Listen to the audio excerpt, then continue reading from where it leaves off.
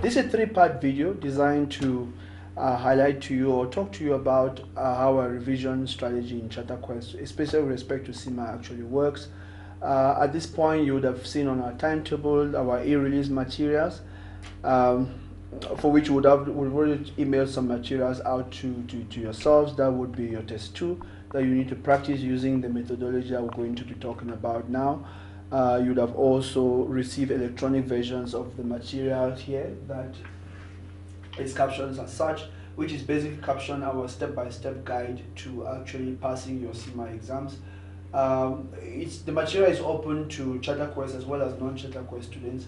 You'll however notice that we have indicated that the material is most useful and effective if you use it in conjunction with our face-to-face revision class, because in essence, on our face-to-face revision class, this is an opportunity where we actually take you through the process and show you how the step-by-step exam techniques actually is applied to actually answer exam questions. We're actually remarkably excited about it. It has given us tremendous success in terms of our pass rates in the past. It's a methodology that we're excited to share with yourselves. We're making this available. It's actually in the manual version, the electronic version that we've sent out, as well as the video version for you to grasp what we are going to be doing during this season for the November 2015 exams. It's been widely developed in consultation with your respective lecturers, E1, E2, P2, E3, all the levels, strategic certificate levels. So whatever actually I'm going to present, it actually represents the views that the various lecturers share, which they're going to be assisting in your respective classes. It's a three-part video. The first part is actually going to be introducing what I commonly call the Asape framework, why we believe so strongly about the framework and how it is deployed. But we'll limit the first part effectively to the first element of the Asape framework, which is actually the analyzing the question requirement. So we're going to start the session with the very first part. Shortly after that, we finish the first part, we'll move on to the second part and then move on to the third part. Hello, good day. My name is Valentine T. I'm the founding CEO of CharterQuest Financial Training Institute. I'd like to share with you today a very important session, which is going to be very instrumental in terms of assisting you with preparation of your exams. This is specifically meant for CharterQuest students, but given the platform in which we're going to be sharing this information, it's going to be effectively available for non-CharterQuest students. Our ultimate goal is to assist students to succeed with their CIMA exams. So whether you are a CharterQuest student or you are not a CharterQuest student, you stand a remarkable chance to ensure that success by trying to understand what is it we're trying to achieve. Obviously, you will notice something that we're trying to point out here, which is going to be the essence of how we're going to proceed. That relates to how we run our revision classes.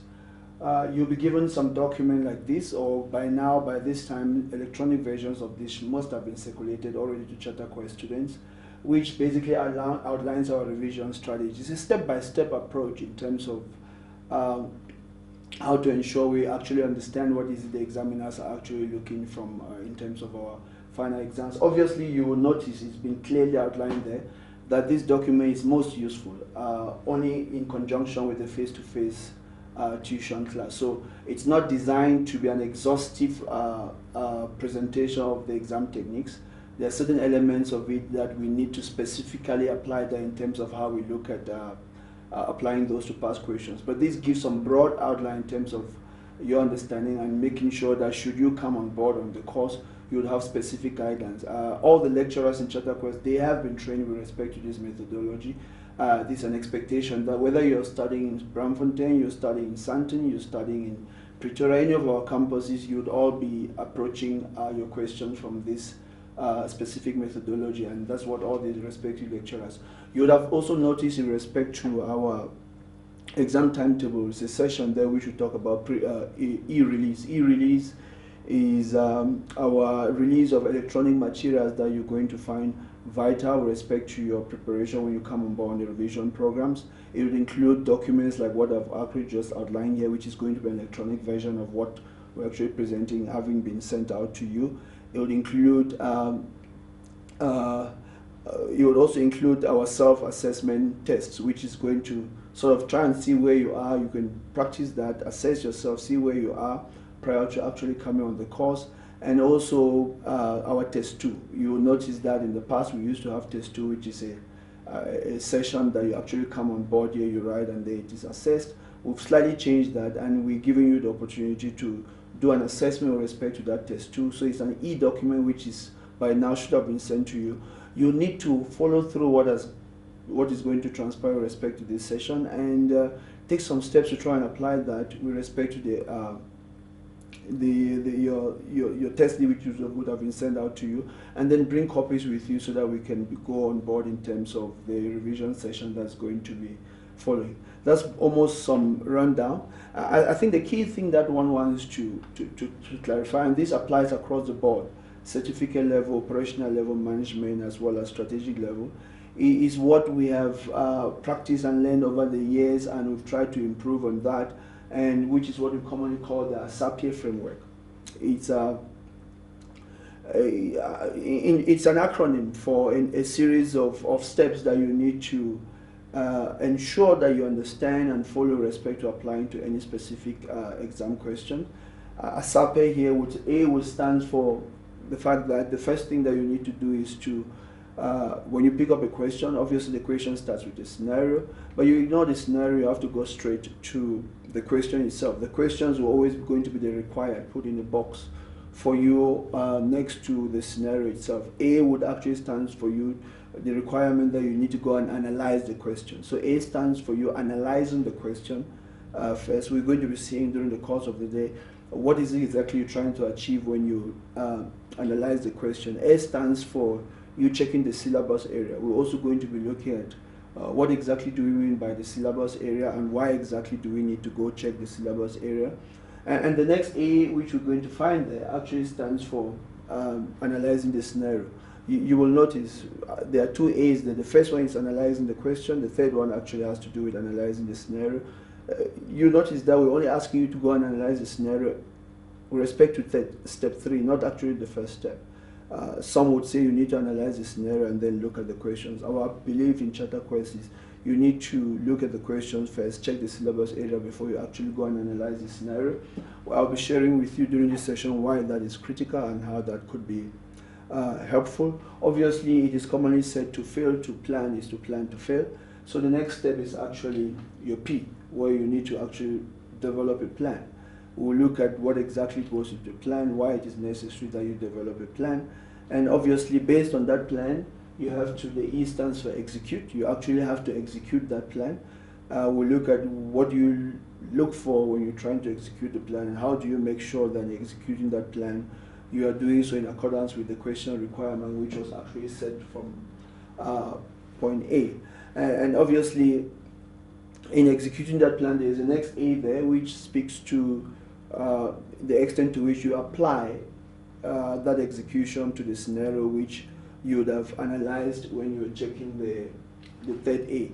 So that's some of a framework that we believe it's a winner. It helps you comprehend what is required, helps you score the relevant number of points per section. Is the best way, tried and tested, that helps you to deal with exam questions. So the basic outline today will be focused around this Asape framework. All right, let's start with the very first one. We said we're going to study each of these and see why it is important. In the broadest and general sense, again, like I said, you learn some more when you come on the CharterQuest revision course. If we were to start with the first one, which is analyzing the question requirement. Like I mentioned before during the entry part of this of this session,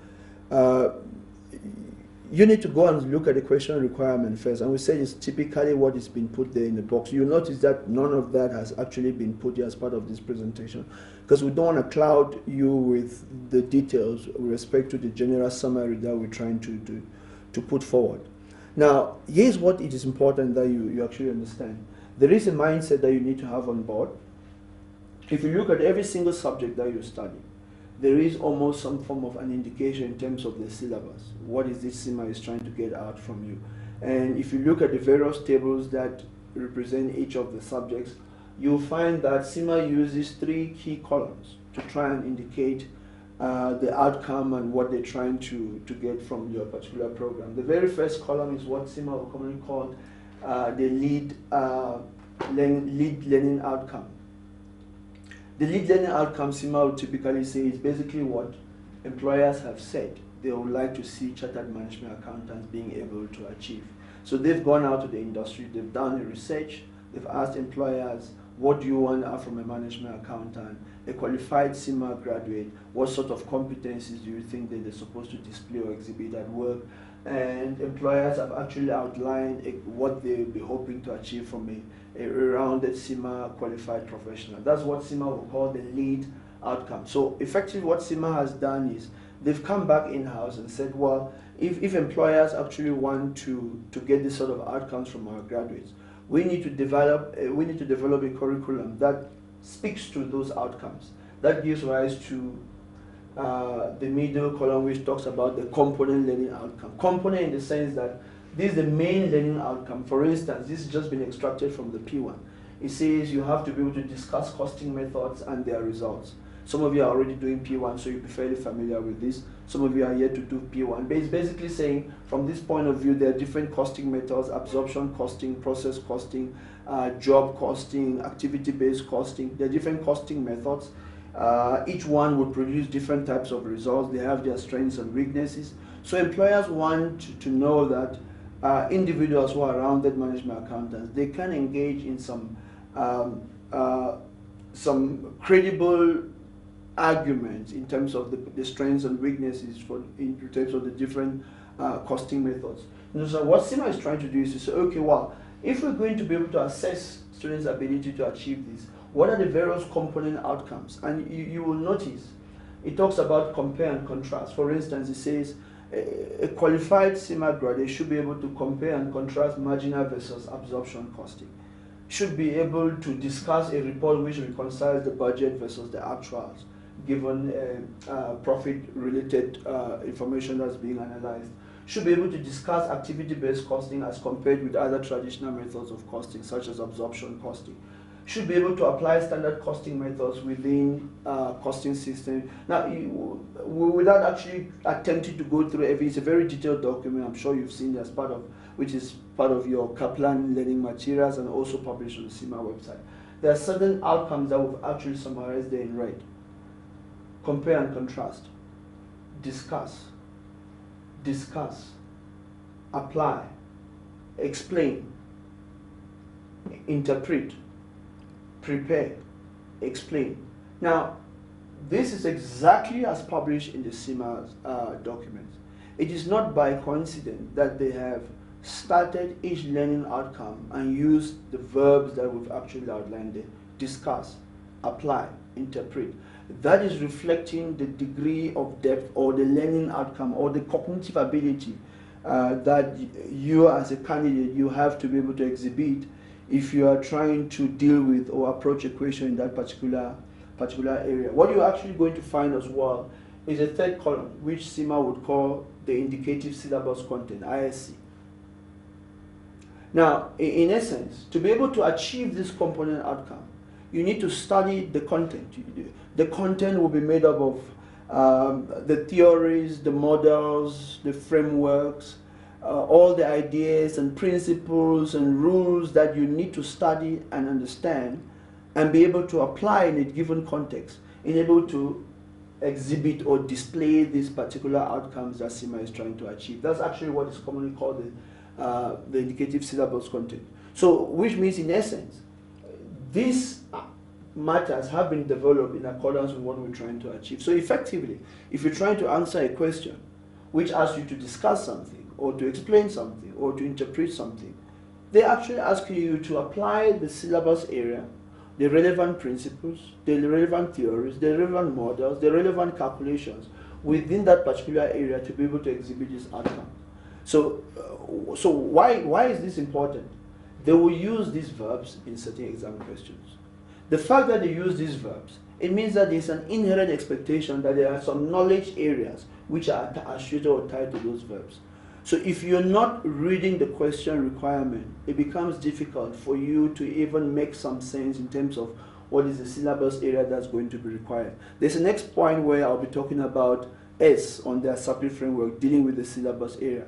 I would have to come back to this particular section, but at this point, you want to look at, for instance, the examiner would say, discuss the factors that contribute to a higher level of operating gearing for company Y.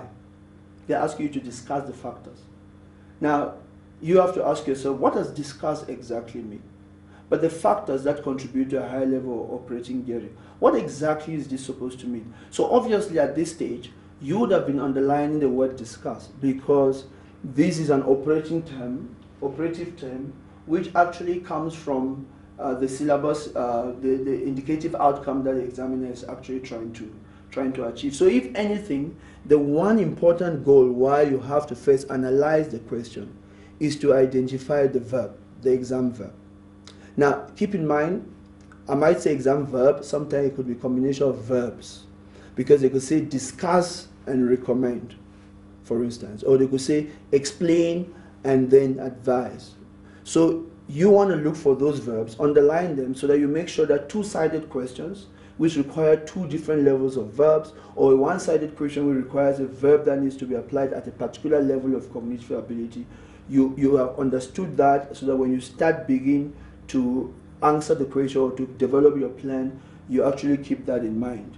Now, that will be the primary goal why we need to actually start with respect to analyzing the question requirement. But now, whilst I'm there, it's important that since I have underlined the importance of identifying the verb, it's important that we spend some time looking at these verbs.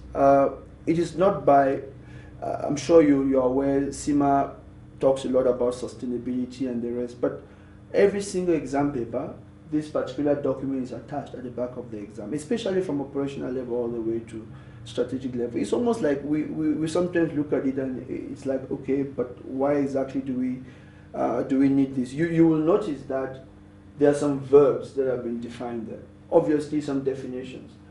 We sometimes wonder, why are they giving us this definition? I mean, it's like, explain, I know what explain means. Discuss, I know what discuss means. But CIMA takes the pain to attach it to every single exam question.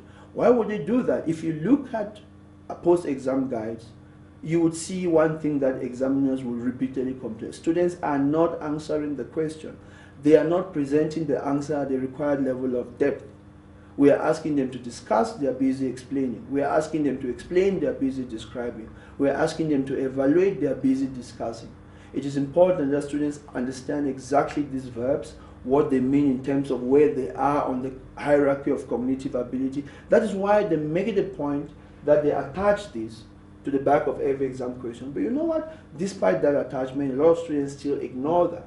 So in CharterQuest, what we try to do is to emphasize the importance of these verbs, because it is one very important ingredient towards us making sure that you are dealing with what the examiner is trying to get out of you. So let's try and spend some time on that. You will notice this has been organized in some shape or fashion. You will notice it says level 1, level 2, level 3, level 4, level 5. Level 1 is commonly called knowledge. Level 2, comprehension. Level 3, application. Level 4, analysis. Level 5, evaluation. Now, is there an order in which these levels have been put? In fact, this has been developed from the Bloom's taxonomy. Bloom's taxonomy is a classification of cognitive ability, which says people's cognitive ability grows from a primary level to a very advanced level. So if you're going to follow this, you see our arrow pointing out that from the way CIMA is presented, up there will be the primary level, and down here would be the very advanced level. Now, keep in mind that CIMA, when you finish CIMA, you're almost having a qualification where it has the level of a master's degree. So the cognitive ability that needs to be developed and honed at that level needs to be quite advanced. That's why words like advise, evaluate, recommend are commonly used. So let's try and spend some time here. Maybe if you get some understanding about why this is important, it will help you to begin to understand why you only be given 1 mark instead of 3 marks for a point that you've actually tried to develop. Let's start with knowledge. Knowledge simply means a rote recollection of the facts. Think about it in the following manner. If I ask you, what's the name of this town? You say Santum. How do you know it's Santon? Well, it's written like that everywhere else. It's written Santon. So you've got to know. If I ask you, but why is it called Santon? You'll be like, okay, well, I'm not too sure. Maybe the name was given by somebody who used to be called Santon, or I don't know. So, which means that your understanding of the phenomenon in terms of the name of the place is very much basic at the level of knowledge. So, knowledge simply means you can recall the facts exactly like the way the facts. It's almost like rote learning. You open a textbook.